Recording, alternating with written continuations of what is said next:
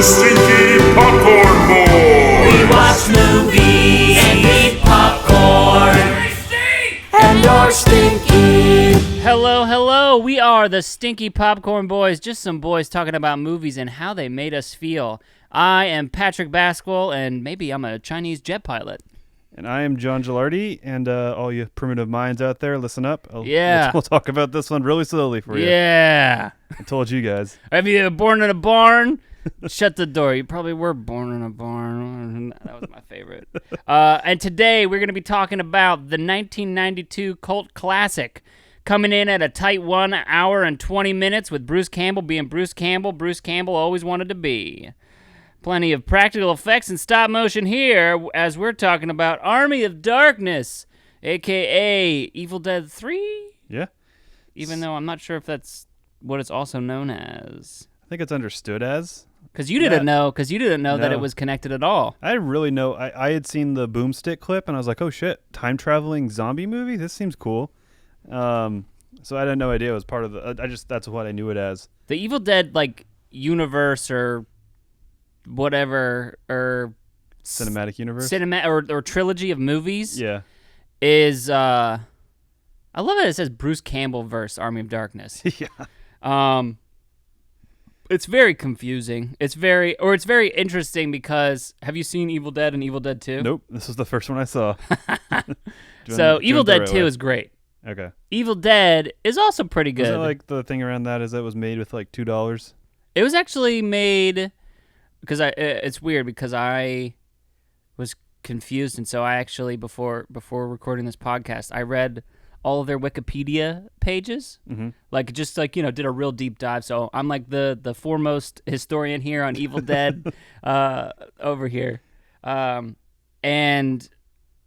the first one was the $350,000. Okay, but I think the first they made a short. It's called Within the Woods, and it's essentially Evil Dead, but as a short form, and they made that for $1,500. Oh, okay. Over 3 days or something like that. And then I think the second one, they had $4 million, and then this one was $12 million. Damn, they got a lot of that money. They did. I mean, well, and it's also... All right, so we're talking about Evil Dead. The Army of Darkness. What's the synopsis here? All right, the synopsis is Ashley Joanne Williams is transported back in time to the 1300s and has to fight the forces of evil to get back to his own time.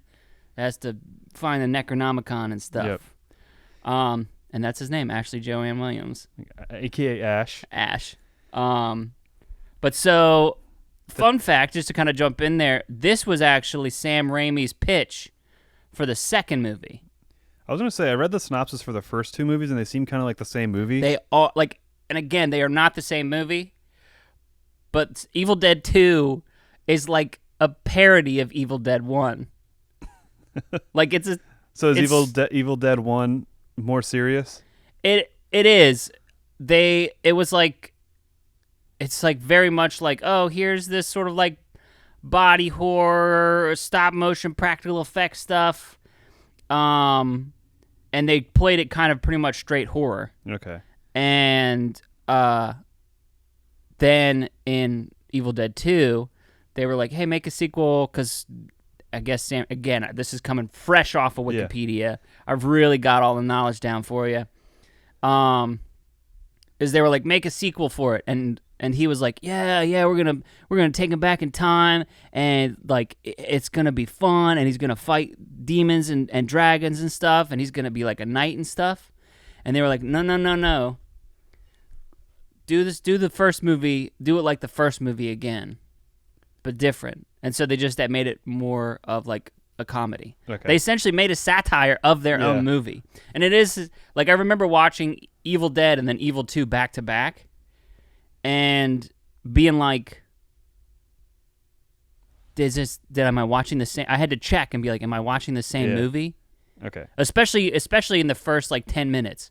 It was very confusing to me because it was this is the same movie, but they just took out the other friends. It's just him and his girlfriend, Linda. Okay.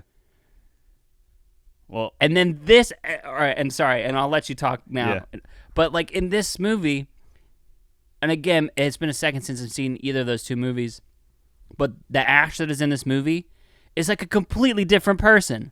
It's essentially like they were like, hey, we created this kind of like me character who's like kind of thrown into things and is like maybe like a little bit confused. But in this movie, he's a fucking like... He's a piece of shit. He's a piece of shit. Like I don't even know. Like he's like a Pulp Fiction, like, and when I like a hero or like a detective. Like he's like, fuck out of here. He's like a. To me, it's like he's like a movie star in the Family Guy universe. Yeah. Or like in an animated cartoon Fox Channel Yeah. TV show. Yeah. Like, there's a made up hero in that universe, and that's Bruce Campbell in this. That's the whole movie. The whole movie is like the movie that you see. You see like, Or it's like from Rick and Morty. yeah, The the interdimensional cable. yeah, it's like the Jan Michael Vincent's thing. Yeah. Oh, look Which at all is these that even J. a- Michael Vincents. Is he a real person? Has that been Should I know who J. Michael Vincent is? has that been established? Um, But that's the vibe. It's like this weird kind of action hero character who time travel. He by day he works in the housewares department yeah. of a safe. Super Safe Smart. Yeah, it's like a department store. Safe S Smart. Yeah, and Shop Smart. and then he Whatever. he gets taken into a portal into the medieval times, as we just said, and he's got he's got a chainsaw arm, and he's got a double barrel shotgun Winchester from the something section in the It's a 12 gauge. Yeah, 12 Is gauge. that a big? Let me ask you. As far as That's a bird shot. Yeah, it's not big, is it? I mean, you can do birdshot any gauge, Okay. but 12 gauge is, I think, the biggest. Oh, okay. But it's a double barrel shotgun, and he constantly like shoots it, and then you hear a cock off screen, and he keeps shooting even though it's a double barrel. The thing with this movie is that there's no rules, Yeah. and it's all style and spectacle, which is cool and fun. Also, I don't know how he gets his gun back. There's a couple. He gets thrown in the pit, and he starts punching the shit out of this witch lady, which is just so comical. So there's, I'm jumping around, but so I love it. Bruce Campbell gets captured by some medieval knights as soon as he lands into the medieval world, and then the knights are stabbing his car, like trying to figure out what it is. So it's just this great spectacle. It's like the fish out of water thing. I love time travel movies that do this, from as goofy as this to as serious as a movie like Timeline, Yeah. the Michael Crichton movie. But anyway, so he gets captured and he's taken into the castle. I love that this fucking bitch just takes a bite out of bread. Yes. There's a moment, and again, we've got it on in the background to distract us as we're trying to tell you about the podcast and talk about it. But there's just there's just so many weird fucking little things. And I guess Sam Raimi, also, if you don't know, he directed Spider-Man 1 through 3. And I think he might be doing He's doing Doctor Strange too. Multiverse of Madness. Yeah. So he's I think he's French, and I don't think he's I French. feel like he's French. I don't think he's French. I don't think he's French. But He's American. Wow. Yeah, he's an American. He's mainly known for doing horror movies. Yeah. He did, but like he also did.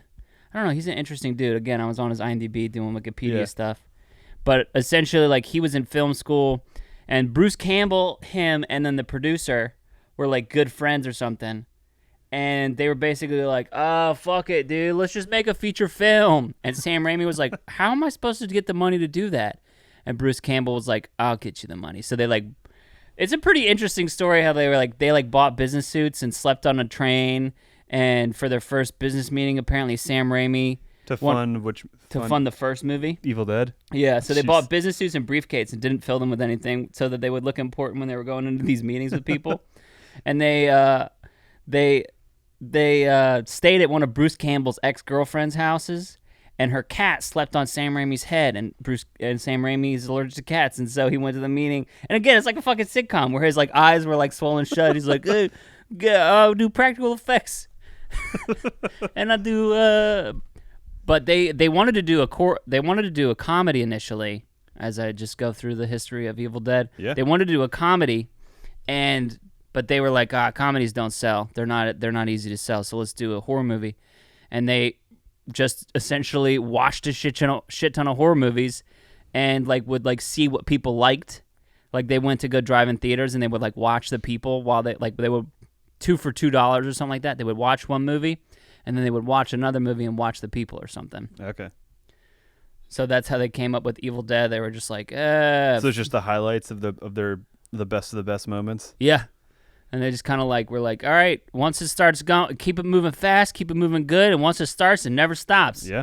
And that's kind of how this movie is too. Yeah, it's nonstop, and it has like set pieces, like arenas essentially. Yeah. It has it kind of starts off with the castle, but then it goes to there's a whole scene in like a windmill. Yeah. And you're just chilling in the windmill with just like gags and stunts and special effects and practical effects. Little bits. Got some bits. Yeah, a bunch of bits. And then we go to the graveyard and we do some bits there. Got some bits there. He does some Three Stooges stuff with some fucking skeletons. It's just like the movie's tone is all over the place. But I think the most interesting thing to me is how well everything aged. Like this movie could come out today and nothing nothing is timed out, I guess, or has aged out. Like all the jokes, all the gags, I think an audience today would have no the jokes feel pretty modern. Yeah. It's pretty interesting. Which was really interesting to me, and I enjoyed it a lot because it could have been super. It is campy, but it could have been super like. I don't know if campiness 30 years ago doesn't age. That kind of thing doesn't age well. But the fact that this was very campy and is 30 years old, I would say that it's like timeless. Yeah. In its campiness, because it's very self-aware. Like even her like doing the Looney Tunes like wind up there. Yeah. There's so many little moments that are just way over the top, and it has that like inherent goofiness that I think plays throughout everything. And it's like everything is done well. Yeah. Like even the stuff that is like, oh, this is kind of bad and ridiculous. Like there's one shot where they're like, it's like a long shot of like all the army of the dead and stuff, and it's like pulling back through all the things, and there's like you could see like the different puppets and stuff. Like you got skeletons on horses with people, and then there's like a line of skeletons and they're like doing stuff, and there's like those are like that's a cool shot. Yeah. And it's... Well, I really like the way they did it in layers. So the farther skeletons would be, they would be humans, kind of like with this, like kind of a costume to make it look like they were skeletons, but they were further enough away where it passed. Mm-hmm. And then closer, you'd get like, I think just moving kind of like skeleton figures that were kind of swaying. And then even closer in the foreground, then you have stop motion. So the way they layered it was really so crafty, cool. and I liked it. But that's why I think most of the stuff is practical. Like even the stuff that was like, there's a couple moments where like stuff is not green screened or I don't know whether it's like where they placed it in it, but it's like it's still, I don't know, the fact that everything is tangible. Mm-hmm. It goes a huge way. It goes a long way. Yeah, it goes a huge long way. Makes a huge difference, I think, is maybe what I was trying to do. Well, yeah, there was like goes a long way. And there's a whole practical effects kind of renaissance. I don't know. Like to me, Looper was a big like not turning point, but a big like the first time I noticed like a heavy effects movie was like, no, we need to go back to practical stuff. And then even J.J. Abrams focused on a lot more. I think he might have done Looper too. I don't know. No, Ryan Johnson did Looper. Right, yeah. So, but with Force Awakens, practical effects with all the giant aliens in the scrapyard and Rey's speeder bike, it was very reminiscent of Luke's. So, and yes, we are back to Star Wars, guys, but in case. But not the one that shall not be named. But yeah, there it is. His gun's not in his thing. But no, this movie is like a fan fiction. It's weird because I feel like this is the movie like that Sam Raimi was like, that'd be fucking wild. It'd be fucking wild if like Ash went back in the Middle Ages and like did this goofy stuff. And they were like, yeah, dude, that would be fucking wild. Let's do it. Yeah. I think I mean, there's so many routes to go down to because like there's fish out of water movies, which there's a Seth Rogen one that just came out this year. Oh, the American Pickle? Yeah. Yeah, we never watched Which that. we never watched, but I feel like it's similar in this vibe. And then you also have time travel movies. Mm-hmm. And I think time travel movies are like dedicated like not movies with time travel elements such as like Avengers or Prisoner of Azkaban, but like movies about time travel. I think I want more of those. I love those.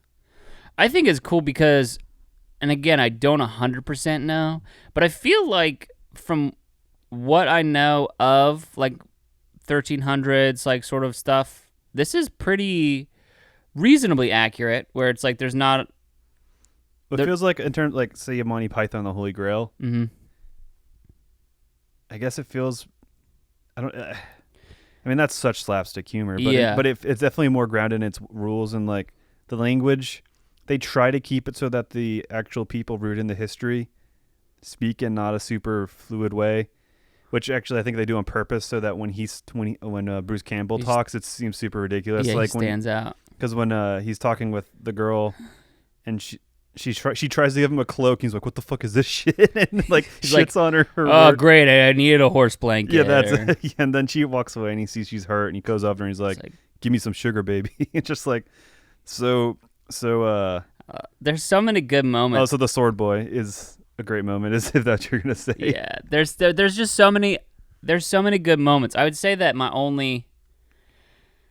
I don't know. It has such a good balance between like. Not over the top ridiculous, and then like because it is also scary and not scary, but like whoa god, that guy's face got real fucked up, dude. Yeah, you know, and like it has such a good balance. Have you seen this movie a lot, or is this? Like I've actually this is the first time I've seen this movie. Oh really? Yeah, because I've seen the other two. Yeah. The Thing and Evil Dead 2 were the movies that I was like, okay.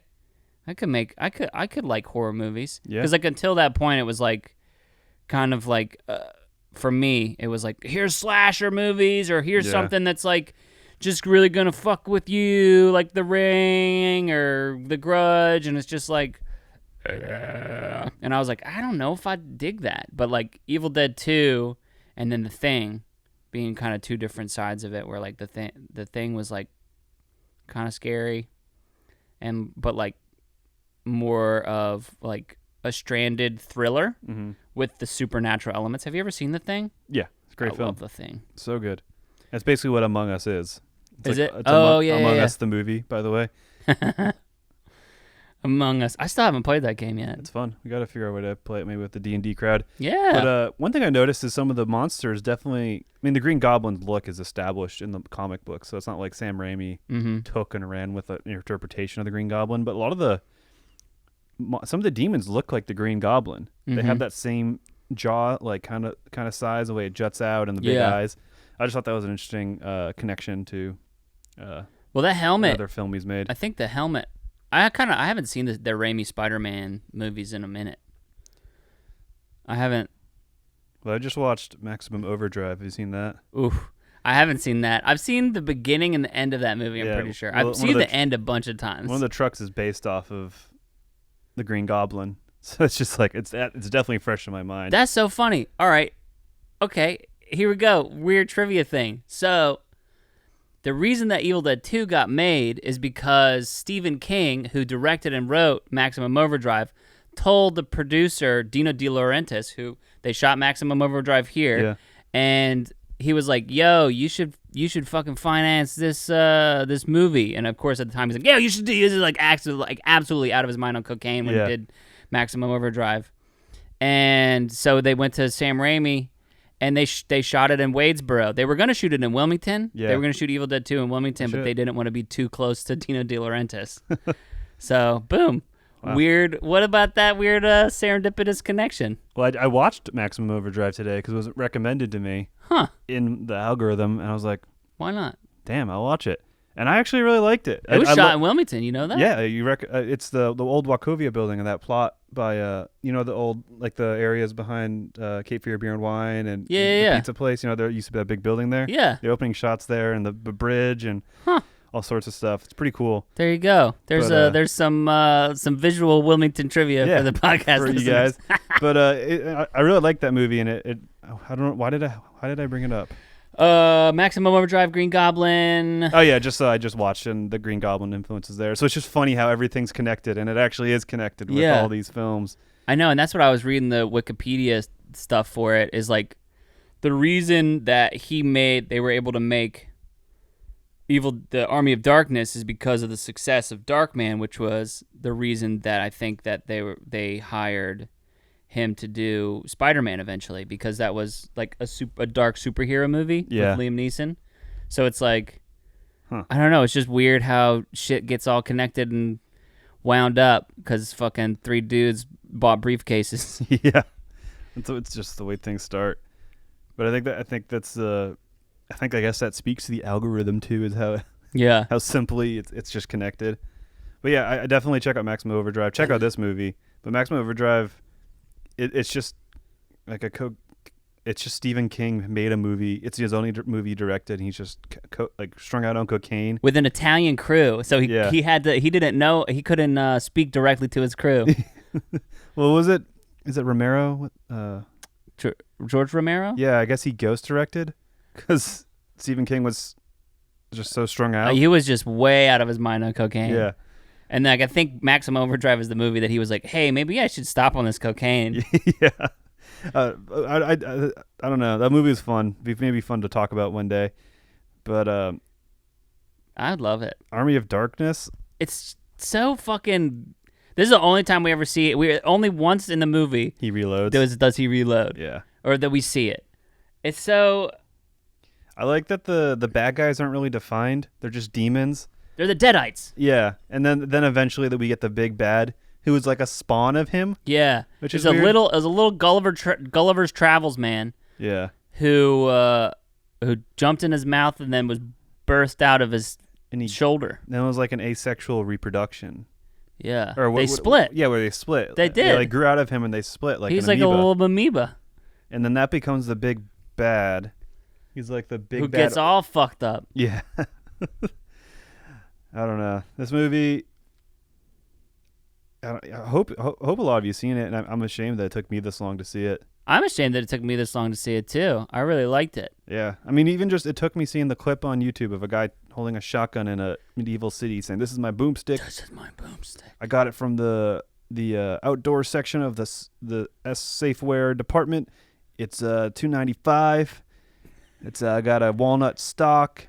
Nitrided barrel, like he just goes like he's introducing this weapon to these medieval people, talking about all its attributes, and they're looking on like wow, and he calls it his boomstick. It's so fucking good. There's a lot of really good moments. Like I think that's the thing.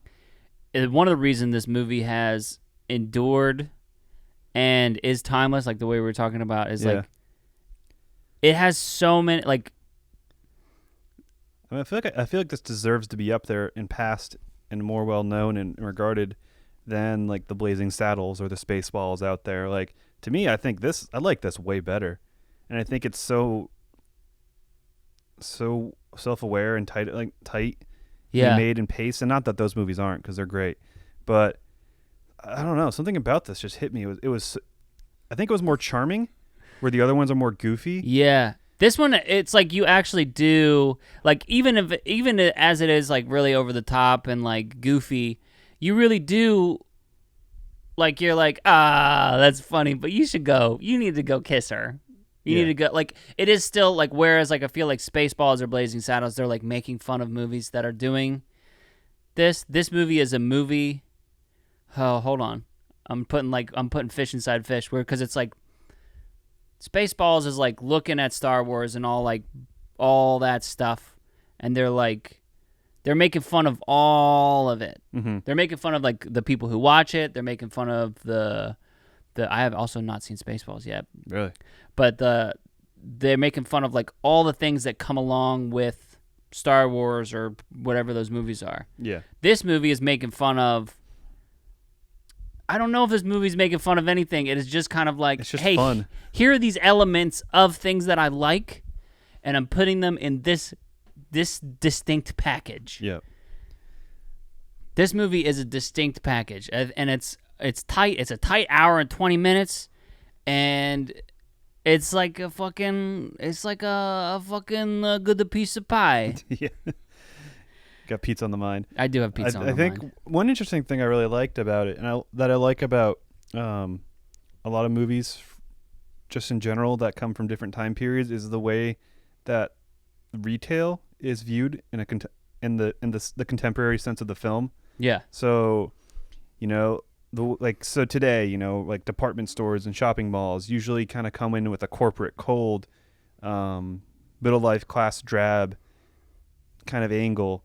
Like, I don't know, a lot of movies from the late 90s, for example, like Fight Club or Office Space, stuff like that. Yeah. When you have those retail consumerism environments, it has that negative connotation. But in this early 90s, late 80s, economic boom, tech boom, or just at the very beginning of it, where there's a lot of optimism and freshness. Yeah. There's so much positivity around his warehouse. Yeah. Or his department store. And I just thought that was really interesting. And you can go back to anything, like old movies from the 1930s and 40s when department stores were coming up. And it was like, whoa, this is the brand new big thing. Yeah, and it's like, oh, look at this thing. It's such a cool utility. We got all these things here. Oh, you got a job at the department store? Oh, wow. Yeah, so I don't know. That was just an observation, and I really thought that was interesting. And it just, again, look at all these different kinds of lipstick you can eat. Yeah. What was that? Where did he eat the lipstick? Oh, in Borat too. But I think that, I don't know, that was just like a moment where I was like, dang, that's fun, and that's something fun to look back on. Even like, I don't know, like the Master. Like there's a department scene in that where he's like a photographer or something, and like there's dread around that. I mean, that's just the movie as a whole, but that's just to me like the most potent example of a retail consumerist thing told today based on something from a while ago. Yeah. I don't know. I feel like that could be, if I was in film school and I needed to do a film theory thesis, maybe I'd look into that. But I don't care. The way that other things are presented. I would say in The Master, the department store scene is like he's drowning in excess. Yeah. True. So that's like that's. But it is like a negative. I don't know. I wonder if it's like, what, again, in our imaginary thesis that we're writing for our paper, it's like, do you have a separate declaration for like stuff where it's character driven, or whether it's like making a comment on all? Like Fight Club, it's like it's kind of making a comment on all, and the characters are thing, but that movie is like that's specifically about that fuck up, that guy. True. Someone go write that paper. Go write. Hey. This is. Go write that paper. Maybe I'll start taking some mental notes. See, I guess it's just also just the historic. Like, I've always been like interested in history, and as a grown up kid, it was always like medieval warfare and ninjas and like just military history. But as I get older, to me, it's like the minutia, like just the day to day stuff that gets super interesting to me. The way the street looked like 60 years ago, or the cars. Or just watching any movie, like, I don't know, I was watching The Birds a few months ago, and it was just cool to watch. And I was like, yeah, like I think it was shot in a real city. I don't know, but it's like that's what that city block looked like, and those are the cars that are actually on the road, and like all these things. Or looking at old home videos, and you just see the cars on the road, and it's like, shit, those cars are all old as shit, but that time they were new. They were cool. Yeah, that's why it's interesting to look at paintings too. Yeah, because it is. Like, whereas like film is like kind of like a capture of a moment, and then if you have Rear Window, where that was like all a set. Have you seen Rear Window? It's another Hitchcock. That's what made me think of it. Okay. It's because it's like. Oh wait, is it the one that's like Disturbia? Yeah. Well, yeah. Okay. Yeah, I saw that. I've seen that. But it's this like year, that was like all a set. So like they shot through his windows, but so that was not real. But it's like that is like a representation, but it's also like a squashed in version of a neighborhood. So it's like that's a neighborhood, and then they like compressed it and put it all in there to fit their narrative need, but also like that fills all the needs of the neighborhood as well. Which is like where it's like that's a little snapshot of that. Or it shows like the things that were trendy and big at that time. It's like a Razor flip phone being in a movie based around 2004 or something. I don't know. Yeah. Or it's how a lot of movies get aged out so quickly today with the progress of tech. Yeah. Which are like the jokes too. There's like, I think movies have gotten better about it, but there was a time where like Candy Crush jokes were always put in things. Yeah. And it's Or like, you have Sonic flossing or whatever he did. Yeah. What did he do? Something oh yeah, stupid like that. Like that won't. I mean, maybe that'll age well. But That'd I be think that's- nostalgic, but I think that's one of the reasons that this movie, Army of Darkness, holds so well, because it's using the same techniques that like Charlie Chaplin and stuff. Yeah. Like I think that's why practical effects, like you can do digital effects and make it work and it's really cool and stuff. But I think that there's a certain timelessness of any movie that uses primarily practical effects. yeah, It's like it's a connection immediately to every single century, where it's like, yes, this is the same, like the technology is updated, but it's the same techniques essentially. mm-hmm. Essentially, what the fuck was that word I just said? It's like I said it's eccentric essentially. things that are importantly eccentric. I don't know. But so I think that it's like, I don't know, it's goofy, but it works. Yeah, I think that's a really good take on why it's so timeless, is that it just focuses on not slapstick, but just kind of simple comedy, and it's not relying on popular media or whatever. But maybe that's something also just with the information age and like technology and all our things that are fingertips, that today you like things can easily be more can be referenced more, or like on a week-to-week basis. You have South Park, making things almost the next day. Where back then things were moving a lot slowly. You didn't have you didn't even have emails. You had letters and phone calls and stuff. Faxes, yeah. So it's like, is that because that just wasn't an option then, or is that because they were coming at it with a very film theory, like they wanted to emulate Charlie Chaplin and old cinema, I really just think that it's like that's what's available, because if you make use of what's available, then that's what's available. Mm-hmm. That's what's available. That's what's available. But it just, I don't know. Again, it just connects it up through everything. But that's because, like, have you seen the first Shrek? Yes. It looks fucking awful. I don't know if they've remastered it or retouched it, but I watched it on TV, like, I feel like 2 months ago, or like 30 minutes of it, and I was like, Jesus, this looks like a bad, like, PlayStation cutscene. Yeah. I mean, even like the first Toy Story, our brains are or experienced enough where you can even notice a lot of clipping in the first Toy Story, which is like where the character models kind of go right through. Maybe their bicep kind of clips into their chest. Yeah. Or whatever, when they grab something, like it kind of clips in. I don't know how to explain clipping. It's like when things go through things, I guess. Okay. You know what I mean? I think I know what you mean. So say you're holding a water bottle. Your fingers don't go into the water bottle because it's a 3D thing. You're holding it. Right? Okay, but if you're an animator, you have to animate the articulation around the bottle and stuff. So at a fine level, you're not actually surrounding the bottle. You're weird. I'm gonna see that now. I don't know if Yeah. I've seen that before. I've seen it in video games. I mean, it's mostly in video games at a very bad rate, and it's not like in Toy Story a big deal. You just kind of notice a little bit of it, which is more jarring because it's pretty much an immaculate film. Well, and also in my brain, in it its looks time. the same as Toy Story 3. Yeah. Like in my brain, it looks the same. Mm-hmm. But and the same thing for like when I saw Shrek. Yeah. And it's like in my brain, it looked how Shrek Forever After looked. Yeah. And it's like, okay, yeah, or whatever various. But so when seeing it that way, I was like, oh shit, what? But it's like that your memory of things is so strong. Mm-hmm. And that's like also why I'm having such a fun time going back and watching movies from the 80s, 90s, and early aughts. Are we ever gonna say aughts? Is that gonna be like an actual thing? I think we're saying it. Yeah, it's coming in. I think we're saying it. The aughts. 10 years later. What are the teens? What are the tens? Because we're through those already too. Because like it was so convenient to have World War I at that time. Yeah. Because that's like how you think of that time. Yeah. I guess as a decade. Well, the World War One decade. Yeah. It's World War One, Spanish flu. Yeah. Decade.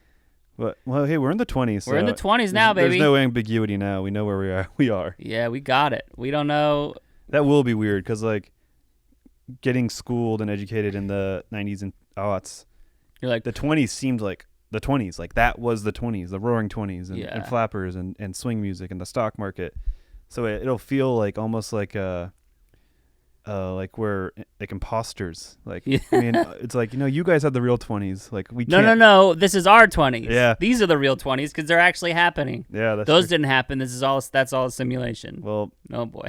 maybe I wonder how much if it's cyclical with the pandemic and then It is because we had the Spanish flu after the First World War and then the stock market grew. Mm-hmm. I wonder how much the parallels aren't 1-to-1 remotely, but I don't know.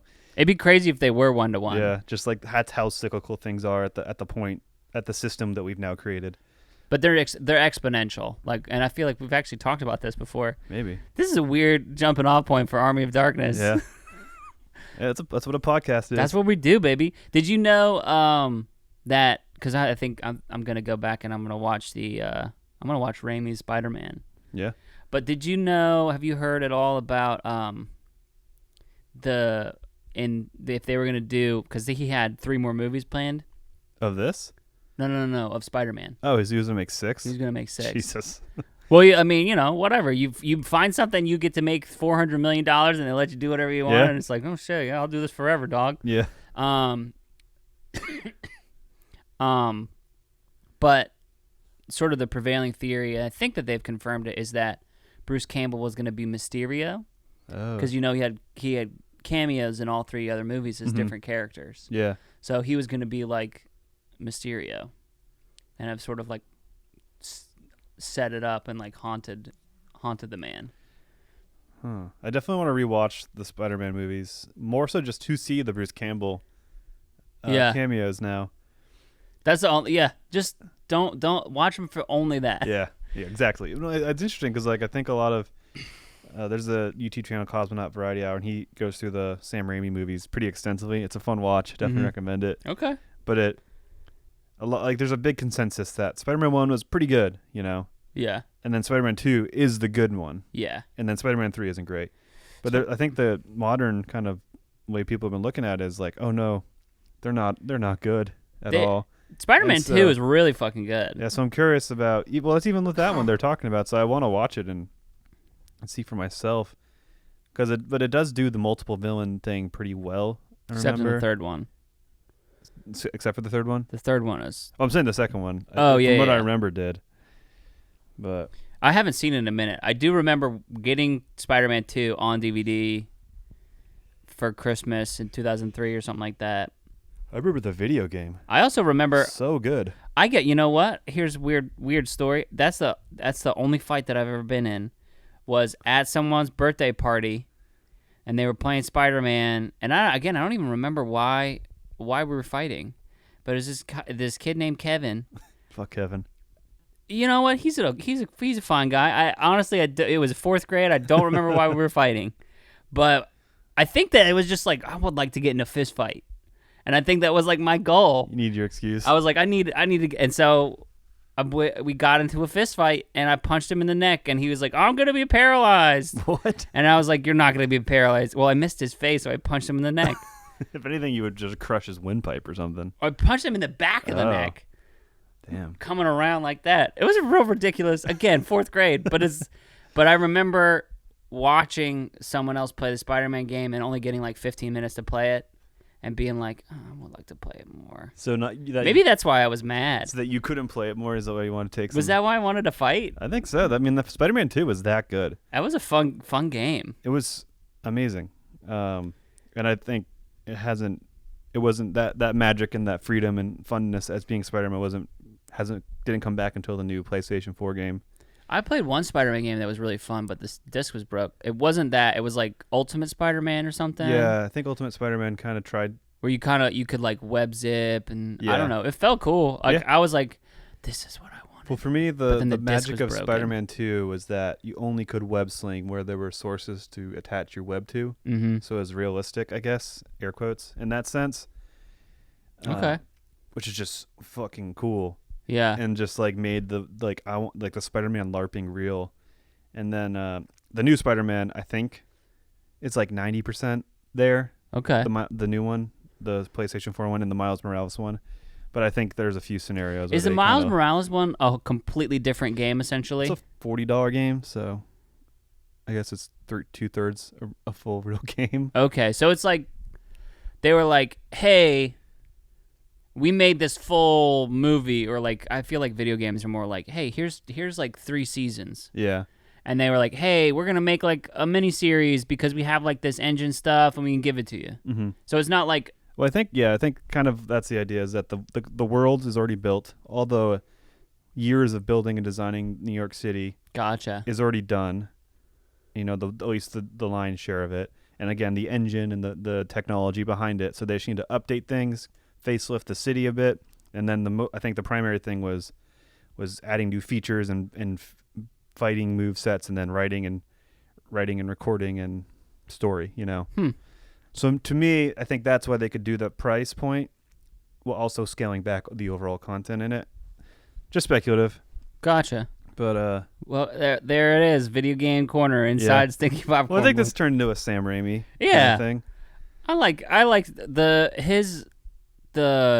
oh my god, what is his the devil made me do it. What is it fucking? Is that a movie he did? No, it's like the devil. Oh my god, it's about fucking like eating disorders. Oh my god. Human Centipede? No, it's not Human Centipede.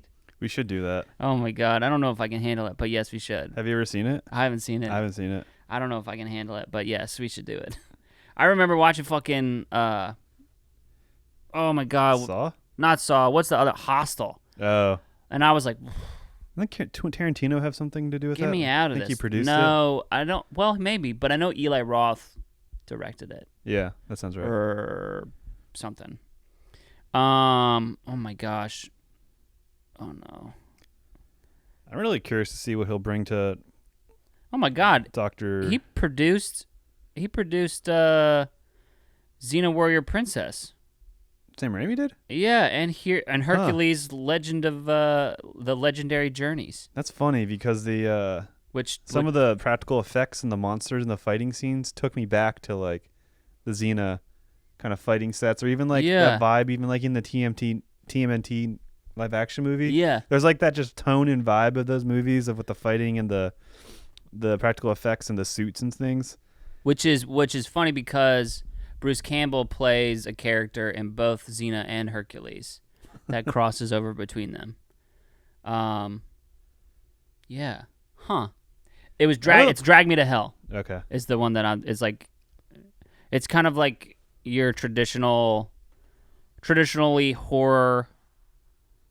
I don't know how to describe it. It's a good movie though. It's fun. It's like kind of I don't know how to describe it. It's been a minute since I've seen it, but I really liked it. Yeah. I'm down to do a lot of old campy stuff. I don't even know if that's campy, but I just don't know like, how campy it is. It's kind of like he was like, hey, you know that campy horror shit I'm like kind of like known for? Mm-hmm. He's like, guess what? I can do it and make it scary for you. And they're like, whoa, you can, dude? He's like, yeah, man. That's my Sam Raimi. Have you ever seen a picture of Sam Raimi? He looks like really sleepy. He's like, yeah, dude, I could just like really do it up for you, man. I could see that. This is me. Yeah. Hey, Toby, why don't you dance down the street? Go ahead, just do a little dance down the street. That's how he directs too. Yeah. He's just like real lackadaisical. But like he like presents like real like finite pictures of like things. He's like, hey, here's exactly what I want. And then like when it comes to just on the day, he's like, yeah, just fucking do it, man. It's right there. It's like the opposite. I don't know if the opposite, but it's like the George Lucas meme is faster and more intense is his only direction. Sadder. I just fucking know that he gave that direction before Hayden Christensen was like, be sadder and louder. Can you be sadder and louder for me? It's really like it's not sad enough for me. Be more sad. Be more sad. Your mom just died. Be more sad. But also be louder. Tell when he's trying to tell him how much to hate sand. It's just like, I don't even know. Did you just imagine if sand killed your mother? And be sadder about it, bud. Well, the sand people killed his mother. No, it's the sand. Like I'm just like, he's like, he's like, all right, so George, why am I so upset? Or what's happening in this scene? All right, so it's like the Jedi Council killed your mother. Okay, George, not everything could have killed my mother. It's like the power converters at Tossie Station you wanted to go pick up weren't there, and you're that sad. And they killed your mother. Yeah, it always comes back to that. Yeah. I have a fun, weird Bruce Campbell story. Yeah. So I was watching back in Hulu in the day whenever there was all these weird shows and it was free and you could just watch stuff. Hulu used to be, I think, a pirating site. Did it? I used to watch episodes of any TV show I wanted, and it was like a weird, like hosted page of links that just kind of like essentially go deeper and deeper. I think you might have been on Luhu. Is that a real thing? No, I'm making it up. No, because there was two things. I forgot what the other one was, but then Hulu became the alternate. I mean, I've been on Hulu since. I've been on Hulu since a very long time. I've been on Hulu since I want to say 2008 or 7, because I remember they had all the episodes of Arrested Development. No, I was way before then. I swear it was a pirating site or some like old file sharing or streaming site. See, that somehow went legit. That might be true, but I haven't been on it since it was real. Because that's like that's how I watched Arrested Development. And there was just all these weird shows on Hulu. Well, it's like, because I remember when it started to transition to being legit, it was like, is this legit? Yeah. There's some NBC shows here, but there's, I mean, Hulu's come a long way. Hulu has come a long way. They're making fascinating. their own content. I'm still a little bit upset that I have to pay for Hulu. Yeah. Because I've been with Hulu since 2007 and I didn't have to pay. Because it used to be free-ish. It used to be all free. Like well, you could do you could do premium, I think. Well, it's like I think you had like limited windows to watch things for free.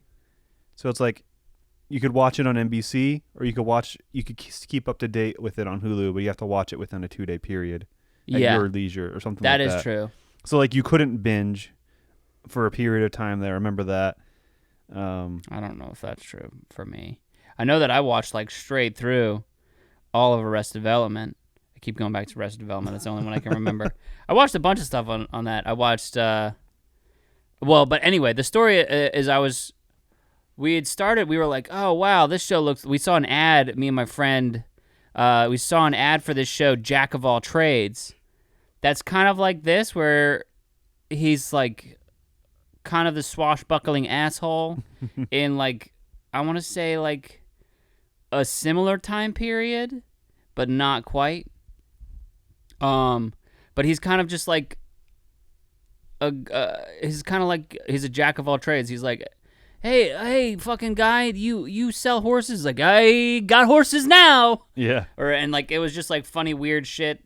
But so we got some food at the Greeks, and then we smoked a little bit of that sweet weed, and it was like 11:30, and I think that maybe I was skipping school, but I don't remember. Because I think that it was my high school senior year, and smoked a little bit of weed, eating some Greek food, having some pitas, and it's like 11:30, and then my dad comes home, and it's just like, it was just very confusing, because my dad's a 9-to-5 guy, and so I will always like connect Bruce Campbell up with like smoking weed and getting caught. And I've never watched that show again because my dad was just like so confused, and I was confused that he was there. My friend was confused because I was like, and then again I was like high and like senior year, so it just like it felt like my friend just disappeared, and then I was up in my room. That's the end of that story, and I'm sorry that it was terrible. That's your association with Bruce Campbell. That's my association with Bruce Campbell. Hey, I think that adds to the mystique and the randomness of him. I was gonna say especially I think this is the point of the film that made me think of it too, is this will be a fun World of D&D campaign in. Oh yeah. Or like with the tone and the humor. Yeah. It would fit well. Yeah. I wonder too how much he had, like, because this movie falls into a category where it's like not much is explained, and it's just kind of like, hey, here's a book of the dead, and it's got spells, and you say these words, and it's got spells, and here's some skeletons here to come and to kill you, and that's kind of it. Yep. This is a weird bit Where he's making out with her. Yeah, but also And there's also like the there's two naked girls that walk by. the two naked girls that walk by. That it's like It never adds up to anything. no, it doesn't. I have that in my weird section. My little weird You nuts. have a weird section for this movie. Well, I mean, No, it's funny. yeah, Uh, it's all weird. Yeah. I think I was super impressed with the battle scene, especially when it came down to the special effects. Nothing felt super cheesy because, like, obviously the stuff gets pretty cheesy with like the Lilliputian scene and like the green screening and the matting on and masking and stuff like Yeah. that. You can see the kind of the aged and timelessness or the time how it's aged out. I guess I don't know, but then with the battle, it all looks good. Yeah, Kudos to the stunt team and the special effects team on that. I mean, I think this movie is good. It's a good movie. Yeah. It's a good, fun movie. I think There's- I'm gonna up my ranking on it, honestly. Yeah, up your ranking on it, dude. And I also just love that it just like literally never stops too. Yep. Like At the end. at the end is like I was like, oh, holy shit! It just literally like Keeps never going. stops. They're just still fucking doing it. Yeah, fun fact again from my Wikipedia butthole I went down. That actually is a second ending. That's a reshot ending. So they were like, the studio was like, hey, no, do it, because the original ending apparently he drinks too much of his potion and wakes up in a post-apocalyptic future where the world is run by skeletons or something. And he's like, it's like Planet of the Apes where he's like, no. And then the studio was like, hey, fucking, that's sad. We don't like that. Yeah. And Sam Raimi is just like, yeah, okay, I guess. Sam Raimi went to Sam Raimi for them. Yeah, he was like, okay, I guess we'll just beat the shit out of some lady in a grocery store. Yeah. Mm. And then he has a woman fawning over him. Yeah. Well, you got any reviews on this one? I got some reviews. See what the I people have some say. interesting. There are some interesting reviews. I couldn't find any 1-star reviews really, That's good. I think that's. but it's like all the bad reviews. All the bad reviews are like 2.5 or 3-star reviews. Yeah. But they're like, ugh, which is interesting. Really? Like, I'm sure that I found some like just like, here's a 1-star, awful movie, bad, and it's like, that's boring. Mm-hmm. So here's a 1.5-star review. Ha ha ha! Bullshit! Evil Dead 1 was literally scary. Masterpiece second one was good too, but felt like a spoof. Then this shit felt like kids' version of Evil Dead. As per horror series, it was disappointment. And as per standalone movie, it was entertaining. Acting was okay. Lead actor felt like impersonating Jim Carrey. Story, screenplay, and music was good as per standalone movie. The visuals were terrible. Dialogues were cringe. And the whole movie was one-time watch. I don't think that English is their first language. Yeah. I think there's just a touch of. The thing is, like, this movie's brimming with self-awareness. So it's like, Yeah. I think the theme of these reviews, our reviews of the reviews, is always like analyzing their awareness, their self-awareness in the matter. And it's funny because this movie, it isn't about self-awareness, but it's very like it goes as far as it can without like breaking the fourth wall or like having some time breaking or like world breaking kind of gags. Like, I think it's very, very self-aware. That is kind of like going back to our conversation about Blazing Saddles / Spaceballs or whatever. It's like those are movies that are about self-aware, and this movie is just self-aware. Yeah, that's true. It's a distinction that maybe you could argue Yeah. makes one better than the other. I don't know. Yeah. I don't know. Maybe we should watch Maybe we should watch a Blazing Saddles Spaceballs combo. I have never seen either of those movies. I've seen Spaceballs a lot. I've seen Young Frankenstein. I've seen Young Frankenstein: History of the World Part 1. I mean, I've seen Mel Brooks stuff. Yeah. Of the producers, but I haven't clicked those two ones off. The two most famous ones. I haven't. I'm trying to be an introvert. Yeah, just a little hipster. Here's a 2.5-star review. This is my boomstick. Also, this movie's kind of a letdown for me. Some parts are just lazy in its execution. It had some good scenes, but not nearly as good as its previous installments. I'm gonna go on a limb and say they, like me, saw that boomstick scene and were like, damn, this looks like it could be dope. And it didn't connect for them besides that one scene. Yeah. I also, I'm not gonna bash this guy for that, but I guess talking about. Yeah, I love that fucking shot. We're watching the skeletons, and you could see, I know that they're all puppets and they're like on a thing, but it's like the execution is so cool, and they're not that far off. And see how he's gliding forward too. Just noticed that. I loved that too. Here's another 2.5-star review. Again, they're all like middle of the road. There's no one was like, hey, I fucking hated this. Yeah. Surprisingly, really damn good movie. Although it passes an hour and a half quite well and has an ultimately satisfying ending, Army of Darkness is lacking the over-the-top comic violence that made the Evil Dead franchise we know today so fresh and original. Huh.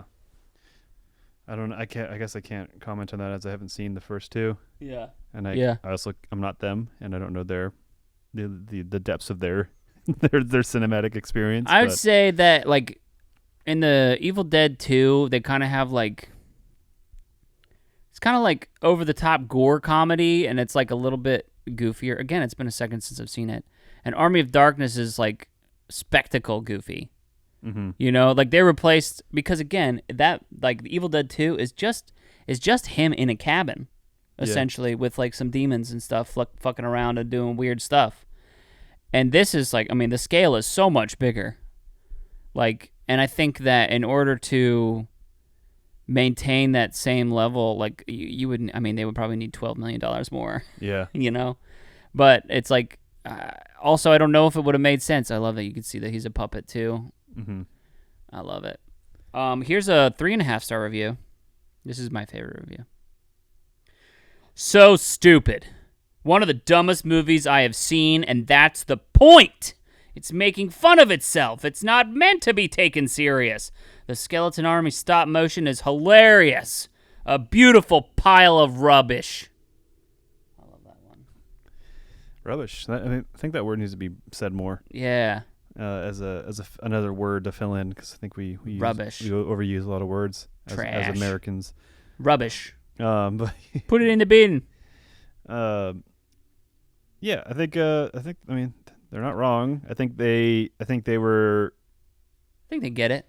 I'm gonna be a super speculative asshole here, but I'm gonna think that they knew, they were self-aware enough to see that this movie was goofy, and the movie knew it was goofy, and they're like, ha, I get it. And then they just beat the fact that, like, yeah, I got it. Like, the movie's so stupid. I'm in on it, Okay, yeah, I see that too. I don't know. I was trying to give him more the benefit of the doubt, like, but I also could see them being that person too, where it's like they're like, like they watch The Room and they're like, oh, this is awful. This is awful. Okay, I get it. This is awful. And it's like, no, but it's like, yeah, it's like kind of like how it's awful is fun. Mm-hmm. They're like, no, but it's bad. I know, I get it, it's bad. It's like, yeah, but it's how it's bad is the fun thing. I don't know. Here's another review. It's a 3-star review. It provides proof that the third is always the weakest in a trilogy. But it's a 3-star review, so maybe they just like the symmetry with it. Yeah. They got a 3-star review, the third, and then trilogy, so 3 references to the number 3. Yes. There we go. Think so? I think so. 3-star review. Army of Darkness. Army of Darkness ends the original trilogy with a story and action over blood and gore, with one of the best, most badass endings ever. Sam Raimi ends one of the most unique series ever in a kick-ass style. Groovy! But it's a 3-star review. Like, a lot of the, like, even the 3-star, like, that's why I picked them. It's like, you guys don't, it feels like 4 or 5-star review. I don't know why you're giving it 3 stars. Well, I think I gave it 3 stars initially. I guess as we transition to our score, Yeah. is I gave it 3 stars initially because I was like, I like this a lot, but I also know it's like not a good movie. Yeah. But then now we're talking about it and we watch in the background. I'm like, no, I liked it and it is a good movie. Yeah. Just because it's like it doesn't hit the things that it's. I don't know. It is. I think it's. I'm gonna give it 4. I'm gonna give it 4.5 out of 5 boomsticks. Oh wow. Yeah. I'll give it 4 double buckshot out of 5. So almost the same score. Okay. Cool. Yeah. Yeah. I love it. But great movie. It's fun. I think that. Big recommend for me. Yeah, I would say that more than anything else, it's a lot of fun. It moves fast, and You don't need to watch the first 2. No, you don't. You could and should and maybe, but I didn't, and it was good. I didn't need it. I do want to watch them though, Yeah, but you don't need to watch them if you don't want to invest. you the really time don't. I would watch maybe just the second one. There. Yeah. I don't know. They're both. It's interesting to see them both. Mm-hmm. But I think the second one is like because it's kind of the first movie. It's funny. They do the first movie so far at the beginning of each movie, where it's like the first movie it's 10 minutes. They do the first movie in 10 minutes. Yeah. And then they move on to their stuff. And then in this movie, they do the first movie in 6 minutes. And because I noted it down, I was like, it's like a little last time on the Evil Dead movie. Yeah. But what you been watching, my friend? Well, I watched Maximum Overdrive. Okay. As I talk, yeah, it was a fun movie, stupid romp. I think that was stupid, and it's fun because it's stupid, but it's not good. Yeah. The acting is actually pretty good in it. Isn't Emilio Estevez in that movie? Yeah. Poor The guy. acting wasn't bad, or when it was bad, it was because the script and the scenario and all that stuff was just so bad. Yeah. But the actors definitely brought what they could. And then I did watch Prisoner of Azkaban, Ooh. and then The Happening. Watch that. Oh. as well. And Maybe we'll talk about that one next yeah, time. perhaps we'll talk about it soon. Soon. But it was an interesting movie. Felt like aliens made it. How about you? I remember seeing that movie before and being like, I think I was on a big M. Night Shyamalan twist, and we can save this, but it was just like, huh. Okay. Interesting. I do like the tone, not the tone, but something about his movies feels so like comforting Americana homeliness, even when they have crazy weird scenarios. Yeah. But like when things are calm and they're in like a nice little house, and it's like, Like that's how I like that takes Signs me a back. lot. Yeah. But I just remember thinking when I watched it the first time that like Mark Wahlberg got the pages on the day, Yeah. like on the day where they're shooting, so he's like actually real fucking confused. There's just so many weird lines and just I just remember his face like, yeah, it's just so. It's like I guess it's. I think it's that same with Maximum Overdrive. It's a bad good, but not because it's good. yeah. Bad good. If you follow my I get you. I my get good you. bad good bads. Good, bad. Yeah. What about you? I finished Watchmen finally, the series. Oh, yeah. The TV show is great. The TV show is so good. Yeah. It makes me want to watch I want to see the original Watchmen, the movie. The movie's not terrible, but it's not good. I think that I would appreciate it more now than Yeah. I did. I was expecting it to be a dumpster fire, Yeah. just based off the way people talked about it or how it wasn't widely well regarded, and it's fine. I fine. think I really wanted to watch it, but it was very confusing to me because I didn't understand anything that was happening. Yeah. I think it helps. And I think now that I would sort of understand a little bit, Mm-hmm. that maybe I would get it. Yeah. But I also watched The Devil All the Time, the new Netflix movie. I watched a bunch of movies on Wednesday, and I don't remember. Like I just watched You a gotta bunch get a of. letterbox. I do. It's really good and fun, and it kind of makes watching movies like collecting Pokemon cards to me. Okay. It's fun to go through my diary and see everything I watched, what I ranked it. Yeah. I don't know. I've stayed with it for 2 years now. Okay. Yeah. All right. I'll download it today. Yeah. All right, John. But we do have a movie podcast, so I guess that makes sense. all you out there can follow our letterboxes if you can find it. I don't even know what my name is. Yeah. It's probably my name. And then I watched Mrs. Maisel. Miss Is that the Amazon? Yeah, I like that show. I feel like I watched There's like some something supernatural elements or something, right? No, Oh, I got like Mary Poppins vibes. it does have that kind of vibes, but Okay. there's no supernatural elements. Oh, okay. That's just kind of like how it looks. All right. And it definitely has like sort of like musical theater.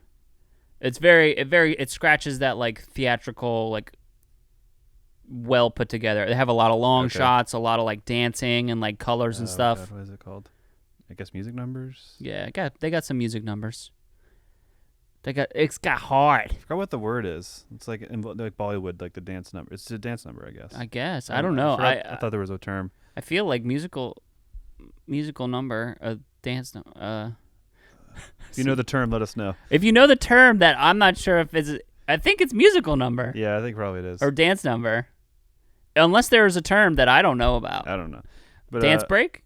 No. Okay. But also Mandalorian's first. Oh yeah, I episodes. watched those two episodes. That was good. We'll probably We'll probably wrap it up on the season wraps. Yeah. Because that'll be fun to talk about.